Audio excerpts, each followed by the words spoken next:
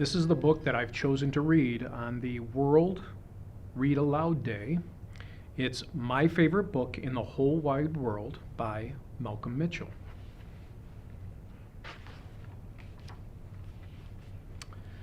Hi, I'm Henley, and this is a story about finding my very favorite book in the whole wide world. But it wasn't as easy as it sounds. Reading can be hard, you know. Once upon a time, everyone thought I hated to read, but that's just not true. In some books, the words are too big, the sentences too long, and there are way too many pages. In other books, the pictures have zero to do with the cool things I like, or with what's inside of me. I do try, but some books are so giant. If I stood on them, I would turn into a giant. Other books are so boring, I'd rather use them as pillows. When I'm supposed to be reading homework, I'd rather play football in the backyard. When I'm asked to read the cookbook to help make dinner, I would rather see how many grapes I can fit into my mouth. Once I took a wagon full of books to the town swimming pool to find out how good they could swim. When I tried to read books about dinosaurs, they made my brain hurt.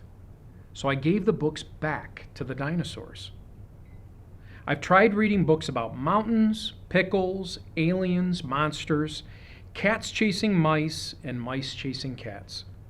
I even found a book about cats chasing mice up a mountain while aliens eat pickles with monsters. But none of those made reading easier or more fun. But that all changed when Mrs. Joy gave the worst homework assignment ever. Find your favorite book in the whole wide world and bring it to school tomorrow. It can be a book about anything. Just make sure you love it, because you'll be sharing it with the whole class. The school bell sounded like 100 horns blowing in my ear.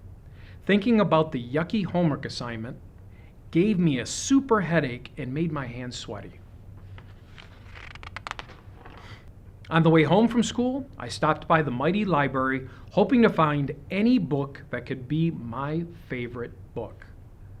My friends went into the library ahead of me. When it comes to finding books, I'm not so fast. Inside, there was a nice man sitting behind a jumbo-sized desk.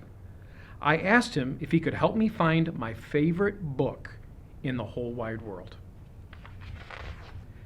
He showed me books about science and adventure and squishy animals. He flipped through the pages of books about flags, farms, and holidays. He found plenty of books with twisty big words, sentences as long as my legs, and pictures that tangled the pages. It gave me the heebie-jeebies. When I saw my friends in the middle of the library having fun and reading, I felt more lost than ever. The next place I tried was Mrs. Rackley's bookshop. Maybe she could help me find my favorite book. Mrs. Rackley did what she does best. She brought piles and piles of books. I looked and looked and looked, but I couldn't call any of them my very favorite book in the whole wide world. All those pages and all those words made my eyes tired. I realized it was going to take a book miracle to find my very favorite book. I grew a sad face and stomped all the way home. Mama was unloading the dryer, and she could tell I was having a crummy day. I told her all about the worst ever homework assignment.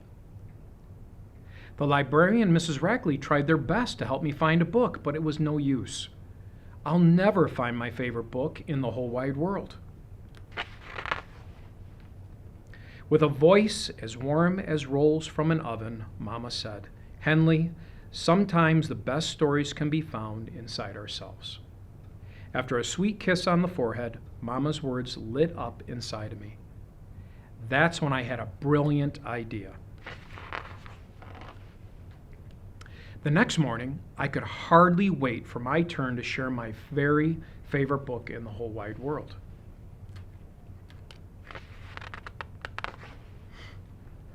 I stood proud as all eyes in the reading circle stared at me. Everyone thinks I hate to read, but that's not true.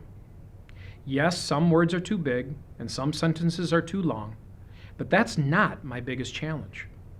Before today, I just hadn't found a book I wanted to read.